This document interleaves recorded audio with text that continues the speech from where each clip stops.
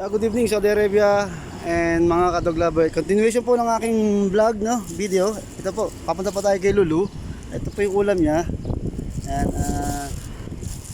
dog food at cat food. And then meron po akong niluto na yun po, ginisang kalabasa. At the same time meron siyang chicken and tawag dito, chicken liver. Yan po. Papunta tayo kay Lolo.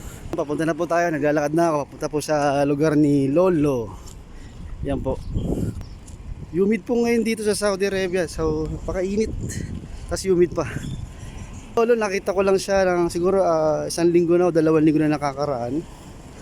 Masasabi ko siyang tapat na aso kasi loyal ba? Loyal. So, every punta ko talaga excited siya eh.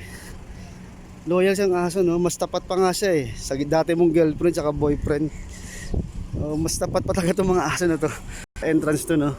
Kasalubong siya si Lolo. Pwesto Lover, wala po siya sa pwesto. Ay, tara. Ayun siya. Ayun siya. Lala! Mamadali siya, di ba? Mas loyal pa sa girlfriend at boyfriend mo. Saan ka pa? Ito na, kakain na tayo. Kung nagustuhan niyo po itong video, paki-like and share na lang po. Nang siguro makatulong tayo sa mga stray dogs in cats po dito po sa Saudi Arabia. Salamat and God bless.